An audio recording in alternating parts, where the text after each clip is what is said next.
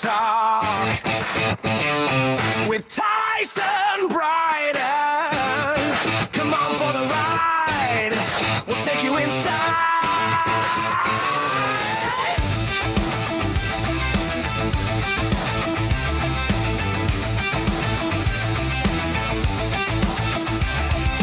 Non-stop rock talk. It's non-stop rock talk with Tyson Bryden. Come on for the ride. We'll take you inside. Welcome to another episode of Nonstop Rock Talk.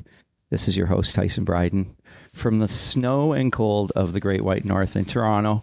Today, I proudly present for another go-around singer Robin McAuley. Robin, welcome back. How are you doing? I am doing great, Tyson. Sorry about the cold. Hello, Nonstop Rock Talk. Great to be back. It's not snowing here, folks. Oh, man. 80 degrees here in Los Angeles, and Tyson just been telling me he's envious. He's frozen. I am. And the first track on the new Paralyzed record is called When the Cold Wind Blows. That's right, it is. That is true. And you know what? I love it here in Canada in the summer because we get the same amount of heat here in Toronto. But the winters, I'm usually from after Christmas, you just want it to end. I love it up until Christmas, and then after that, it can just go away.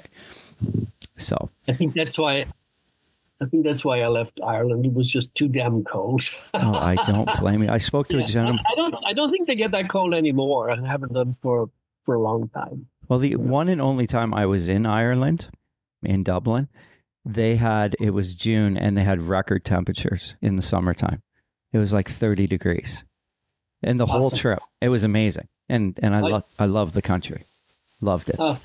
Yeah, I miss it. I was there briefly last year. I'd done a whole bunch of solo shows in Europe and the UK, Germany, Scandinavia, and got to visit my family. And I take every opportunity that I can because I'm kind of the only traveler, really. Right. My older sister used to love traveling. She's since gone on to the happy hunting ground.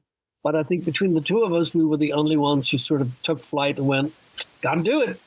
And I think my dad, when I was knee-high to a grasshopper, used to say, and he was in the army, he was a soldier, and he said, you should join the Navy and see the world. And I went, would it be okay if I saw it from like a tour bus?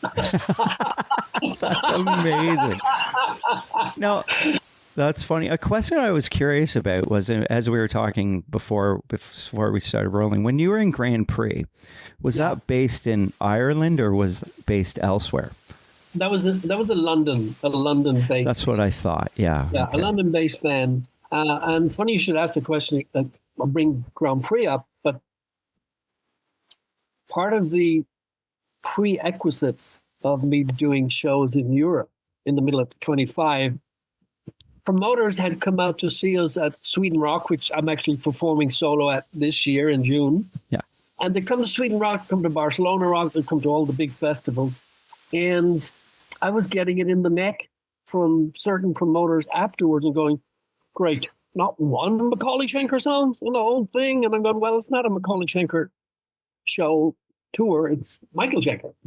It's MSG, but it's the different period of MSG.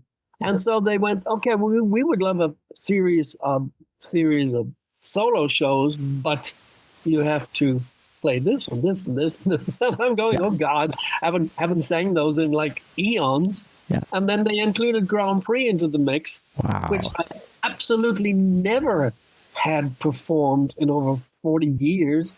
Anyway, I did a festival in Manchester in the UK, and I brought in, as a complete surprise, the keyboard player, Phil Lanzon, of course, who's with Uriah Heep, and Mick O'Donoghue, the guitar player from Grand Prix, had them up on stage, and we banged out 2-3 songs, and people were going, are you serious? That is so cool. And the people didn't know that this was going on? I had no idea. That is that's amazing. And logistically, we were trying to have them perform but it just wasn't possible to rehearse with them. So I told them what I was going to do, and I said, you absolutely have to come up on stage and do all the background vocals like we did for Samurai and for Keep On Believing and Shout. And they were going, and Mick was going, oh, dude, I'm just not really good at like just standing there at the mic.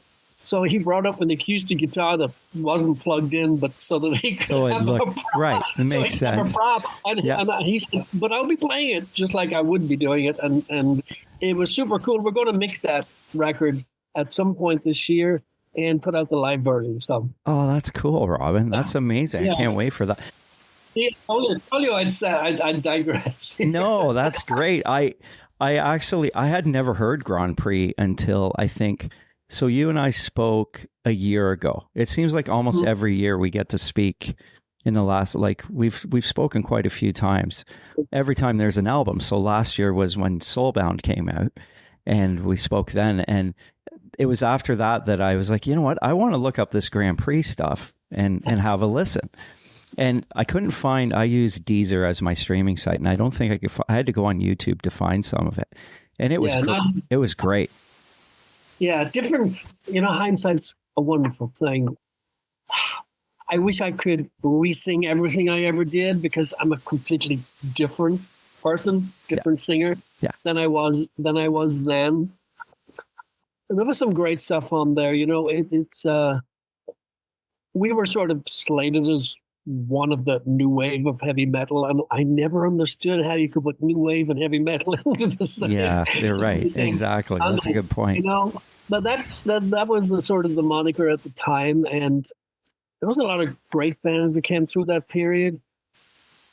I had known the two guys. I had known Mick and the bass player Ralph Hood because I used to sing with a top 40 pub band in London, and they came in one night and we got talking, and they're going, "Hey, we have a band, and fancy like singing some real music and not this top 40 try." and I demoed with them. That band was called Raw Deal, and the timing of it, the whole thing was bad simply because there was the whole punk explosion in London at the time. That Raw Deal was demoing sort of freestyle rock songs, right? Yeah. So that we went down the tubes very, very quickly on that one. But we had always stayed in touch. And those two guys, when the whole punk thing started to simmer and settle down a little bit, the more classic rock things started to resurface. And then they had a band called Paris that were signed to RCA Records. And then they had a Canadian singing with them, Bernie Shaw. Okay. And then Bernie was no longer in the band. I got a call, "Hey, we're in the studio doing some demos for the next record. Bernie's on vacation. Want to come down and hang?" And so we'd always been in touch. Yeah. And Phil's a great singer, Mick's a great singer. And so I went down, and Mick goes, "There's one song that we have here that we just don't seem to be able to finish." And he goes, "You want to give it a shot?" And I'm in the studio, and we were just goofing around. And it made it, we recorded it. He said, "Really, the reason you're here is we'd love you to join the band." And I said, "You bastard, you're going to stab him in the back while he's away." Oh, wow. Anyway, so there we are. And then I came in and I recorded the Different on C record, and then went on to Samurai, and they're my good buddies. And because we did the Manchester Firefest, we actually have, I think, about 6 brand new Grand Prix songs that are just sitting, hanging around, and we're going, this is cool that we just sort of were able to pick up pieces. And so, cool. it's it ain't over until we say so. So yeah. Those albums are hard to get. I looked those up on Discogs too, and they're hard to, like, you can find them. I don't even have one. Really, eh? No, I don't even have one. Somebody sent me a single, I think it was a Keep On Believing or Shout. because Shout was released as a single here, which was on the Samurai record. Right. But I know there's some really cool vinyls from the Samurai period. One thing I do have, because we were the opening act for Iron Maiden on the Peace of Mind tour, which was Bruce Dickinson's first Maiden tour. Yeah. And we knew Bruce, bass player knew him better than anybody. We knew Bruce when he was in the band Samson. Yeah. And then we performed at a Reading festival, and Paul Di'Anno was still singing with Maiden, and Bruce was there singing with Samson. And we were all rehearsing in the same studio back in London. And Bruce came in like the next week, and he goes, "Harry just offered me the gig with Maiden, and I don't know what to do." And we're like going, "What do you mean you don't know what to do? What do you mean you don't know what to do?" And anyway, that sort of went full circle. They recorded Peace of Mind, amazing. Yeah. And we got the opening slot on the Peace of Mind tour. And we've been sort of great friends like ever since. And it's that's amazing. It's just there was a good bond, a really good bond, and a great group of guys that could just chew the fat and not take yourself too serious. And it shows because we're great friends to this day, even though logistically we're so far apart. I bump into Phil quite regularly when I'm on the MSG tours. Yeah. And we usually bump into the Uriah Heep guy. Did he played on your track on your first album? Yes, he did, because right? and so again down the rabbit hole here. So when Serafino at the label said, "Hey, I'd love you to do a solo record," I went, "Absolutely not interested in doing a solo. I'm not a solo artist. Wouldn't even know what to do." Took a whole year later putting that on the shelf. The Pilsen calls me and he goes, "Oh, Serafino wants me to put a super group." And I went, "Oh, well, why are you calling me?" But when I spoke to Serafino on the turnaround, and I said, "I really wouldn't know what to do on a solo record," and he goes, "Well, why don't you start by looking at what you've done up to this period and maybe reach out to the songwriters and maybe do a mixed match of that sort of thing." So I reached out to Phil, and we wrote a really cool track called "Like a Ghost." Great. It's on the Standing on the Edge record. And that's how that happened, because I had no idea what to do. By the time we came to the Alive record and Soulbound, I had established a much more writing relationship with Andreas Cerveso. I call him my guitar player because I just love how he plays and loves his melodies. He's a great player. He's a great guitar player. And we've now performed a bunch of soul shows in Spain together. That's and awesome. I can tell you those guys live are just, they cut the cheese big time. That's it awesome. sounds just like the record. That's amazing. Yeah. Funny story about Soulbound. I waited too long to buy it on vinyl. So I had to hunt it down. Like Frontiers didn't have any copies left. I found it through the vinyl copy. I found it through a second party seller that had like one copy left. But I did get it, and I was so happy that I did. Shame you didn't call me. I've got a couple of spares. Well, I didn't know. I should have. I will be happy to. I would be more than happy to. I should have. Yeah. Anyways, let's talk about Paralyzed, because, I mean, like I said, I'm really excited about this record. Now, I'm just kind of curious about the album itself as you guys were going into it. Was there anything that you guys wanted to do differently? Or was it kind of like the theory of if it ain't broke, don't fix it kind of category? Great question. Believe it or not, we really didn't discuss it very much. That's okay. Very much at all. You know, when we were writing Shake the World, we'd never worked together before. Yes, I'd worked with Jeff, but I'd never done any writing per se, and certainly not with Rev.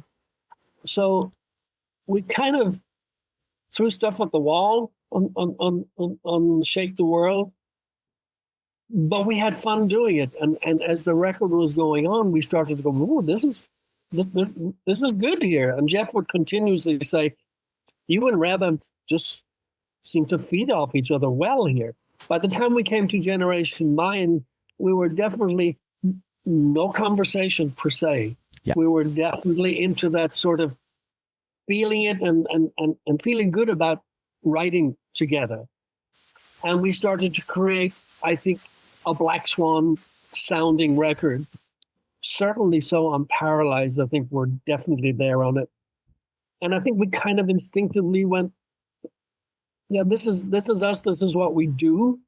And then Reb comes in from Pittsburgh, hangs with Jeff at the studio for a couple of weeks, and they're in there shredding away, and then they dump it on my laptop, and I'm listening to it, totally intimidated because these two guys are just phenomenal writers, arrangers, and when it lands on my desk, I'm going, I want my mommy.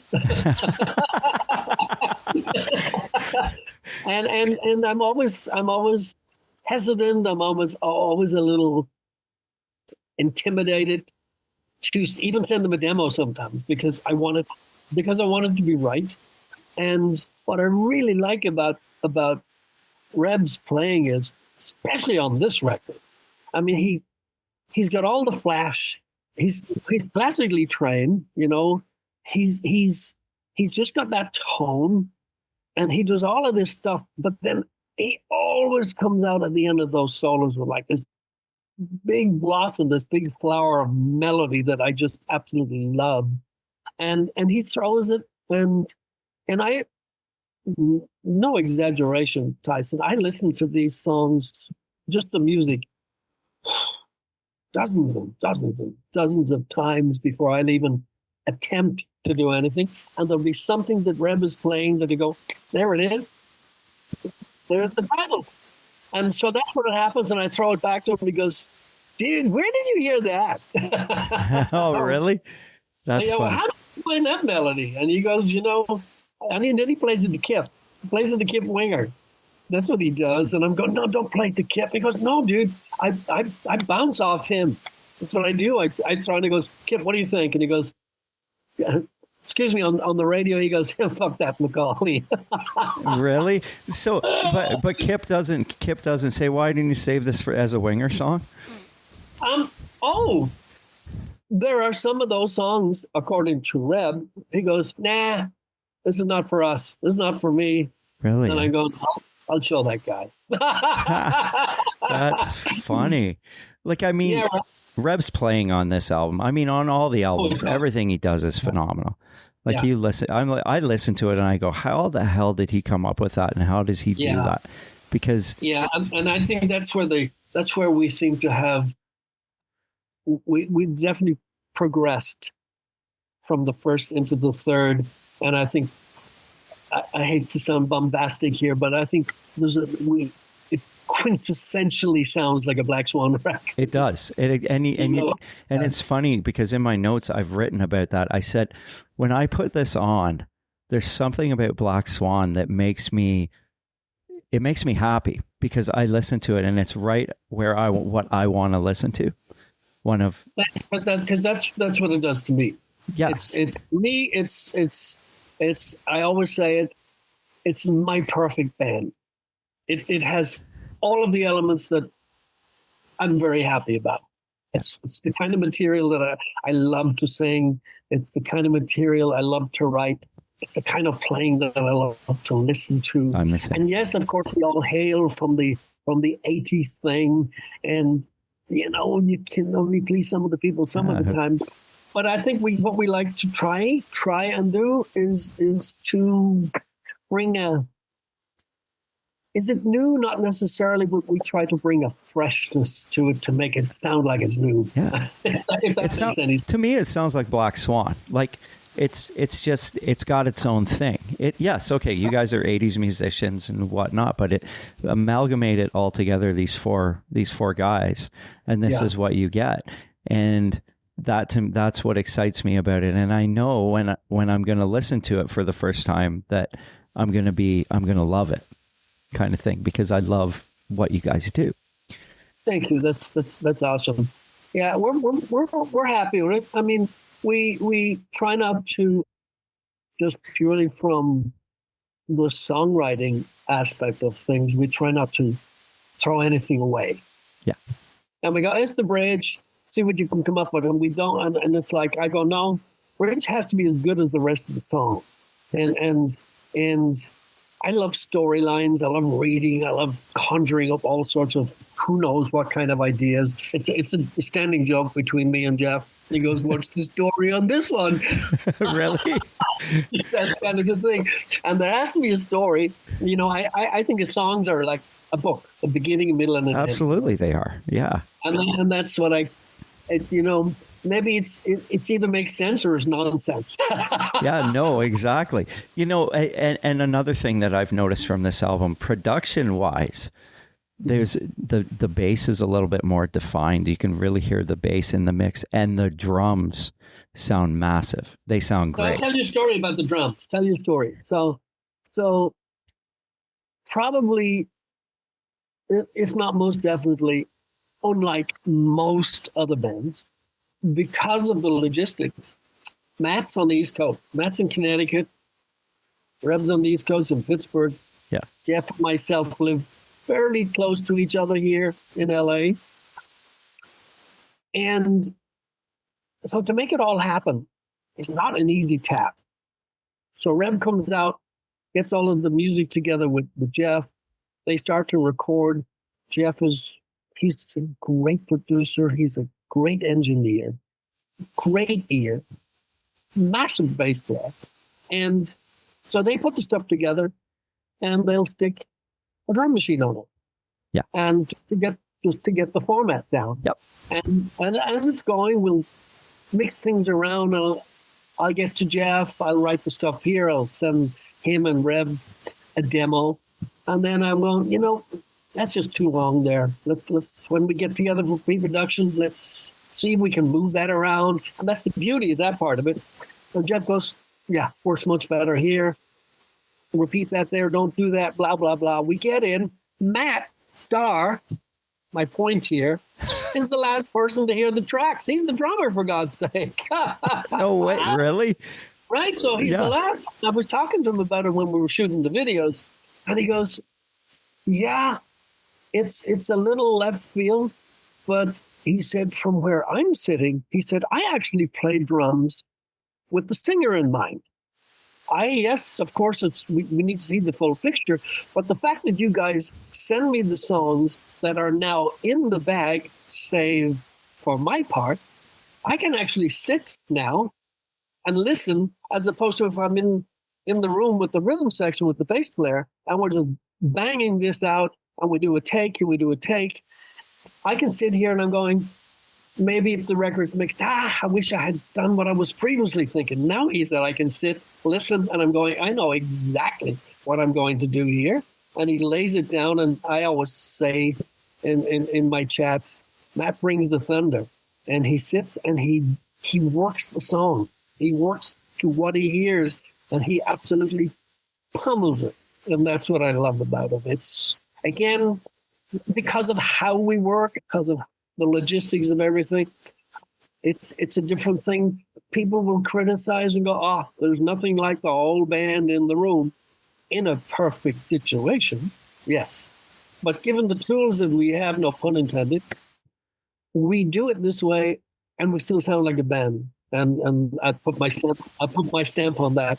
And of course, stuff gets passed backwards and forwards until we're happy with it. And we make it right. We make it right to where it sounds like us, like we want it to sound. And then Jeff puts his stamp of production on it. And, you know, it's like when he never wanted to play bass on this to begin with. And I went, well, I won't be singing it if you're not playing bass. That's crazy. Well, you know, it's funny. I was listening to, I think it was Make It There today from the first album, which I love that song. And I've told you that before. But what I noticed was, I'm like, if they were to play live, to go out and do a live show, I'm curious how they would, because Rep plays these like textured riffs underneath his solos. So I'm like, how would that present live? Would they need to have another guitar player, an extra member, who also played keys. And the old format, second guitar player, but it must play keys as well. And we would have to do that because there's some really cool piano throughout all of the Black Swan stuff. And you're absolutely right. Layers a lot of stuff. Mm-hmm. And as a 4-piece, there'd be a lot missing. Yeah. Yeah. There'd be a lot missing, which is essential to the sound of the songs. So yeah, we would have to. We've talked about that. We've got a couple of names that seem fairly obvious that he would be the guy, and he's not far from the bottom of the tree. So wouldn't take too much guesswork to who we would pick. And without you asking, towards the end of this year, I head for Italy in a couple of weeks for Frontier's 30th anniversary. Cool. As a label. And then they're going to do the LA version of it or the US version of it towards the end of the year and do a celebration for this, the end of the spectrum. And so they went, no more excuses, Black Swan. You have plenty of time now, plenty of notice, so make it work. So we're actually talking about the possibility of making that work. Last year, I was on the Monsters of Rock Festival, and Winger were on it. And, of course, I bump into him. And he goes, are people coming up to you and asking you if we're going to do a Black Swan song? Really? Yes, they are. And he said, so are you thinking about it? And I went, no. Are you? And he goes, well, just say, if we were, what would we do? And I went, Reb, every time it's approached, you go, well, dude, I think we would need at least a month's rehearsal. I said, you just saw me here in the last 5 minutes, and you want to do this. So, of course, it doesn't happen. We would have to rehearse. And that's one of the big deals as well. It's like bringing the team onto the same pitch exactly. At the same time that the referee is there. I mean, just theoretically, what song would you think to do? If that actually came to fruition, which one would it be? I have no idea. Yeah. I have absolutely. How would you pick? Exactly. I don't know. Maybe the titles of the records would be easy to remember. Yeah, that's true. Take the World, Generation Mind, and Paralyzed. Well, there's 3. Yeah, exactly. Now, another question I had was, as listening to the album, listening to the background vocals. Yeah. How much of those background vocals are Jeff and Reb? It's almost all me. It's all you. Almost all me. Jeff has a great ear, as I said. Jeff comes in. One of my favorite things that he did. I think it's the very last track, What the Future Holds. Yeah. And he came up with that, tell me what the future, and I went, dude, that's super cool. And I said, I'm bummed because I didn't think of that. And he goes, no, you were singing it. And he goes, I kept thinking every time you tell me what the future holds and tell me what the... And so he sticks stuff like that in on the fly. So because he's in the studio, and he said, sometimes I'll be just having dinner. And I go, oh, hold, I just remembered something. And he'll run in, the mic will be set up, and he'll put it down and just carry on. And mostly me, Jeff. And just before we say that, on the first 2 records, it was Jeff, myself, and my son Casey. Oh, really? Oh, yes, that's my cool. son Casey, and he's on all of my solo stuff, save for Soulbound, and he's not on Paralyzed because he just wasn't available. That's but cool. He loved, and then he's bummed. He goes, "How come I didn't do this one?" And I said, because we weren't available. He goes, "No, he was. Couldn't you put it off for a day?" He loves the studio. Loves That's awesome. the studio and loves to sing. Yeah. So he must be a pretty good singer. He's good. Jeff says he breaks every glass in the studio. Really? Good. But yeah, he's really good. That's amazing. He's good. Now he gives me shit, and he goes, "You can't sing that note, Dad. I can sing that note." And I went, "Get out of here." That's funny. Now, one of the songs I really loved, and I thought it was a little bit different, was Shakedown. Yay! My homage to Thin Lizzy.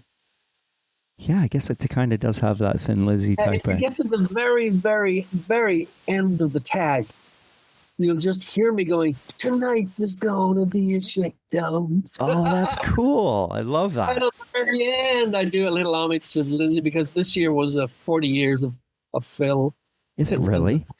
and the Wow. Lizzie boys. Yeah. And there were huge celebrations in Dublin that I unfortunately I wasn't there. And you know, I have a huge Lizzie history anyway because I saw Lizzie when I was 12. Really? The original lineup with Eric Bell, Phil, and Oh. Brian Downey, and Whiskey in the Jar was their first Right. real breakthrough single. You're not going to hear rock music on daytime Irish radio, not at that time. No. And they played it on Radio Luxembourg. They played it everywhere. John Peel, great BBC radio DJ, would play late night rock music because, you know, there was the idea that if you're a rocker, you must be up all night. Maybe true, but that's the only time you could really hear rock music. Whiskey in the Jar was an old rebel folk song. At the end of Grand Prix, Brian Robertson and Filthy Taylor left Motorhead. And Right. Brian, of course, was one of the guitar players with Thin Lizzy. And I had a band with Brian and Phil and Chris Glenn, who was Alex Harvey's bass player and also an MSG bass player. And that project took us into Frankfurt, Germany.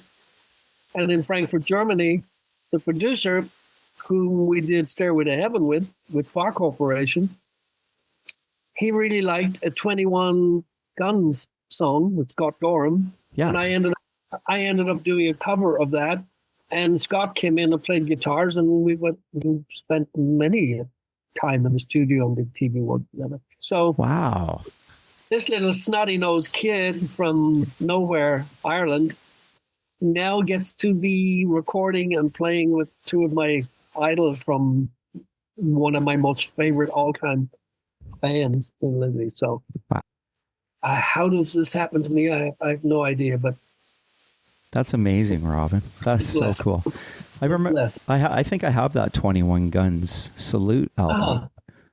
I think I have the CD somewhere still in my. yeah. So, and in fact, I just sent Scott the other day or last week because of the Lizzie tribute to Phil. I just sent him an email actually, saying that you mentioned it. Well, it's funny because when I was in Dublin, I had to go to Tower Records in Dublin because it was right. I think it's the only one in the world left. Right. I think, right? Probably Because the one in LA is long gone. I watched the long gone. I watched the documentary on that. So We did our unplugged set at Tower Records on Sunset. really, that's so cool. That's amazing. Yeah. Well, I went into this Tower Records and I was like, I wanted to buy something. So I was like, you know what? It'd be really cool. I was into Black Star Riders at the time. So that's what I ended up. I think I bought two of their albums at that Tower Records store because I was just like, I was like, this is very authentic, Irish band. So this is kind of what I want to bring home with me. Yeah. So that It's was great because I saw the Live and Dangerous tour at Wembley. wow. And one of my other favorite sort of, I guess you would call them Celtic rock bands, was a band called Horselips. And That's a good name. Lizzie took Horselips out as their opening band, played them at Wembley, and I went, this doesn't get any better than this. That's amazing. Yeah. I mean, one of my favorite guitar players of all time played in Lizzie, and that's John Sykes. I mean, of course. and he's, unfortunately, he passed away early last year, which was devastating. Yeah. I mean, that was such a shocking thing. We've just been celebrating his anniversary, actually. Yeah, he was Crazy. such a great player, such a phenomenal singer. John, digressing again, I knew John when he played Tigers of Pentank. Funny story about that, too. I was at a record show last year, and I found Spellbound on vinyl. Really? Yeah, and brought it home, and I was so excited. I was like, this is so, like, this isn't something you find every day on vinyl. This, Tigers of Pantang. So I was super excited about that, and being such a big John Sykes fan, right? Yeah. Oh, that's cool. Amazing guitar player. But just, I mean, that White Snake '87 album too. I mean, I think it goes down in history as one of my favorite hard rock records, right? And a lot of it's his playing for me when I hear his guitar playing. So without question. Now, there was one more question I had, and I had it in my notes here, and it was about the slower song on the album, and I can't seem to find it in here. I'm ready. So funny story about that. I told you before that my wife loves Make It There.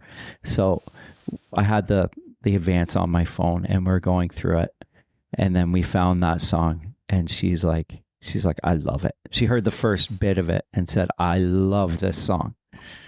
So, and I do too. I thought this is an amazing song. Yeah. That the inspiration for that really came out of what Jeff was playing on bass. Make It There, just a short story. So Make It There, I think, was the first song that we sent to Serafino at the label when we started writing the Shake the World record. Yeah. Right. And Jeff said, we could send him any one of these tracks, but I think we should send him this one. And he says, I think he's just going to love this and blah, blah, blah. So Serafino, one of the, probably the first email that ever came back from him regarding Black Swan. And I'm not making this up. And he said, oh my God, I absolutely love this song. And he said, if this was 1988, I'd be buying each and every one of you a Ferrari. And I answered him back and I said, well, it's not 1988, so I guess we'll have to settle for a Ford Fiesta. Oh, that's good. And I said, but it has to be in red. Oh, well, I mean, red Ferrari, red Ford Fiesta. No, a red Ford Fiesta. But when I got the music for what became I'm Ready, it's what Jeff was playing on bass that it really caught my ear. And the melody sort of, and I really went down the rabbit hole. I go, because I'm thinking, I'm this old now. And the song really is about who I was, where I came from, where I am now. And it was just a simple story of, well, boys, here we are at the end of the road, and we're all gathered here. And I'm sorry if I was an asshole, and I'm sorry if I ever said that, and I'm sorry if I ever did that, and please forgive me. But it's time I was leaving now, and that's really what it was. It was like I was really in this place, and I'm going, so I'm ready. Do what you want. Take me now. I'm gone. I've said my piece. I'm sorry. And that's where I came back to Jeff, and Jeff was going, Jesus. That is awesome. So we have moments like that. I sent the melody to Rab, and he goes, oh, man, really? And he goes, just change a couple of notes here and there, and I'll be totally happy. And there we have it. And that's where it was. Great melody, I think. I didn't want to let any part of that song escape. Even when we came to the bridge was like a chorus. It was like a pre-chorus. It was like, yeah, we dug in there, and yeah, thank you for bringing that up, because it's I think it's just a great piece of music. That's what I think. I mean, I can't wait for the vinyl to come in the mail, because I've already pre-ordered it. Funny thing about that is that Amazon in Canada, Amazon.ca, doesn't have the vinyl.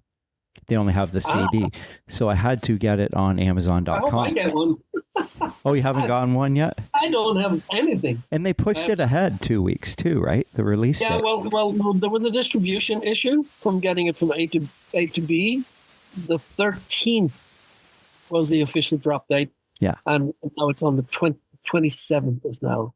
Yeah. It's not the new date, the new official date. I can't wait. I can't wait And for it some to of the show. vinyls are awesome. The vinyl looks incredible. There's a sort of a speckly blue. There's a black. There's a gold, and then there's the frosted one that's Oh, that they I do think is such a really great cool. job. Yeah, it looks just like the cover. It's amazing, and the cover that's a whole different The story. cover looks amazing. The cover looks really good. I love the Yeah, colors. that's another story because there's always a story. Story actually was inspired by this great archaeological find. You know, I told you I like to read, and it was my wife Gina actually said, "Have you heard about the terracotta warriors?" And I went, "Oh, this find by some Chinese fruit farmers. It's like way down in the sand and the dirt from, I can never pronounce it. It's like Emperor Qin Shi Huang. He had this idea that when he passed, he needed to be guarded and protected in the afterlife. So he had 8,000 of these terracotta warriors, chariots, horses, everything that could never get to his tomb. They had to get through. Oh, wow. Protect them in the afterlife. True story. I think it's actually might even be like the 8th wonder of the world or something. Because it was a huge archaeological find. Anyway, I'm looking at these and they're in perfect condition, right? They're frozen in time, and they're called terracotta was a real thing. Terracotta warriors, and so Stan Decker, who is just an amazing artist, does so many bands, groups, solo artists. Stan doesn't need my help, but Stan is our go-to guy. And Stan goes, "Yeah, but what ideas do you have?" But tell him about the Terracotta Warriors. And I went, "I'd like to take the Swan this time, put him out on a frozen sort of skate. And it has to be frozen in time. And instead of the Terracotta Warriors, we have all of these little Swannies up front, That's brilliant. protecting Mom." Yeah. And I said, there's a kind of a little political story behind it, because when we had Shake the World, we had COVID, we had the pandemic, Yeah. right? So I was kind of geared up with that. And I firmly believe that post-pandemic, when we hit Generation Mind, people didn't think the same. I'm not even sure that they still do. I agree with you. Like the idea of the Plague Doctor, but I wanted it sort of steampunk. I came up with all of these pseudo renderings, sent it off to Stan, and I said, remember the Alien movie, those icy metallic colors? I'd like to grab that color, put it onto this steampunk Plague Doctor thing, call it Generation Mind. Wow. And that's where that came from. And then we come here, and we had already decided that Paralyzed would be the title track. And I went, well, it's kind of where we're at once again in the world. We're in this place where we're frozen, we're paralyzed. We're like, are we going this way? What's going to happen? I mean, does anybody great really point. know? Right? Yeah. And I went, and of course I'm telling Reb, and he goes, dude, that's just too heavy. Do you think people will get that? And I went, I don't care. And then really, that's kind of the conversation we have. We don't take anything like super, super serious. We just throw it. And he goes, I'm glad you're doing this and not me. And I said, well, you guys always go, Robin, you do the art. You deal with the artist. And I'm going, I'll take it right up to the wire so that you have to agree with it, because there won't be enough time to change. Wow. That's how we get from A to B. That's funny. Reb always kills me, because I watched this thing on YouTube of Reb. It just came up, and he was playing guitar, and he was talking about the song 17. And, and he was talking about how he played it, and he's like, oh, all these guys always play it wrong, and it actually goes like this. And he was kind of like, it was hilarious, actually, just the way he was describing it. The way he explained it was funny. It was just like his kind of humor about it. It seemed like there's a little bit of sarcasm, but it was hilarious, because, like that's something that he wrote, and it's like, guys always play it wrong. Yeah. Have you seen him live? Yes, I've seen him with Whitesnake and with Winger a couple of times. I've seen him with Whitesnake like 3 times, and twice I actually drove to Detroit from Toronto to see Winger. Wow. I'm a big fan of Reb's. Like I have been since. He He kills it. He kills it. He does. He kills it. He absolutely kills it. Yeah. He makes it look easy. I know, and I remember seeing him when I saw him in Detroit, and he was doing something, and he's got the guitar way up here, and he's just like he's playing something, and you're like, how is he even doing that? Like, he's just that good, right? He is, and his whammy stuff is killer. Oh, the whammy stuff, like on this album too, and I mean all the albums and the whammy stuff. You're like, he is so good at that. Oh yeah. And again, thank God. He's a sucker for melody, and that's what I really like. I think that's what makes him so great as a player, though. Yeah, and I can say the same, when, people talk to me, obviously, a lot about, Michael Schenker's playing.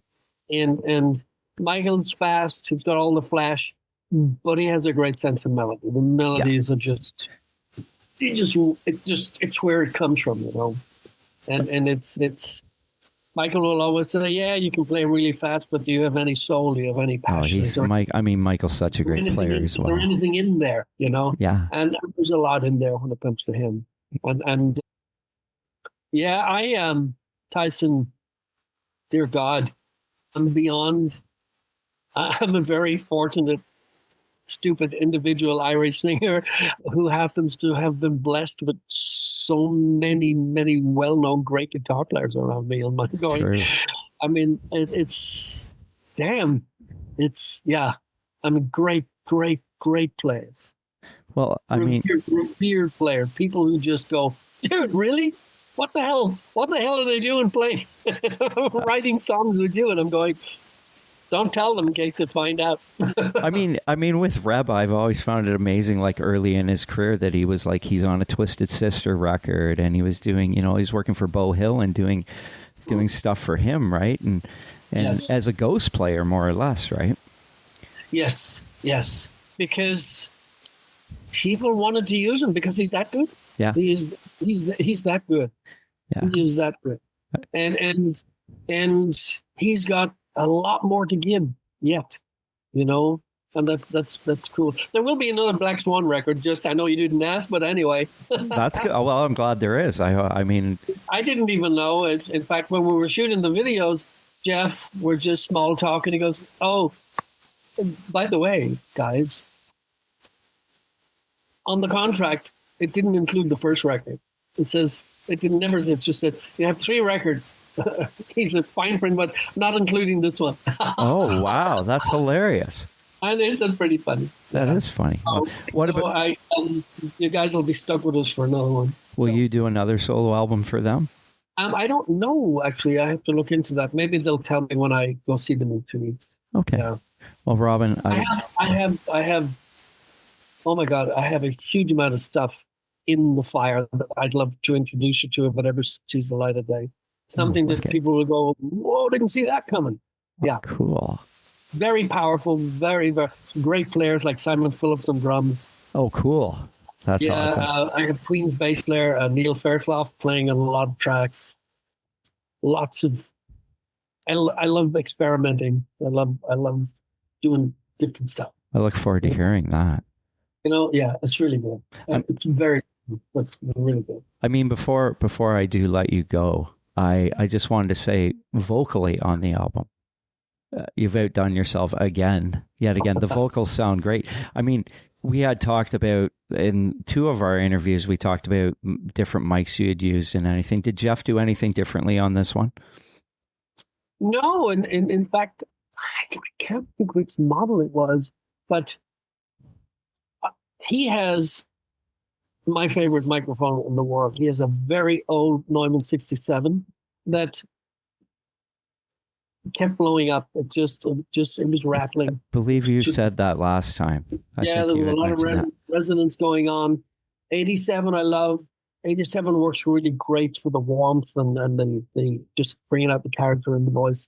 We used a very different mic that at first I wasn't too sure about. It's can't remember the model. It's an old RCA mic. It's very, very old. He's got some great stuff. But in the big picture, my go-to mics are like the U87 and the U67. Preferably, the 67 always gets my vote. And the good thing with Jeff is we know what works, and we don't have to spend half a day going, let's try this mic and this mic. Yeah. It's like, those are my go-tos. But we're pretty prepared because we spend the time with the songwriting, and we'll tweak a little bit just before we start recording. And then working with Jeff, I usually knock out a lead vocal and all the backing vocals in about 2 hours. Wow, that's fantastic. If I don't have it in 2 hours, go home. Go home. What are you doing? What are you doing here? Yeah, if you don't have it in 2 hours, you don't have it. Yeah, get out of here. See ya. That's awesome. That's amazing. Well, Yeah. I will leave you on that. And as always, I want to thank you. And I'm sure, you know what, next year we might be talking again, and hopefully we That are. would be great if I'm still here. Not getting younger, but I do apologize for us going this way and that, left, right, and center. But That's okay. it's just there's never a straight answer. It's okay. And that's the way I like it. I'm sure my listeners love that too. So I appreciate it. And enjoy the rest of your weekend. And Thank you, Tyson. I appreciate it. And nonstop rock talk. yeah, all right on. Okay, Robin, take care. Have a great day. God bless. Have a God great bless. weekend. You too. Bye-bye. Bye-bye. Bye-bye.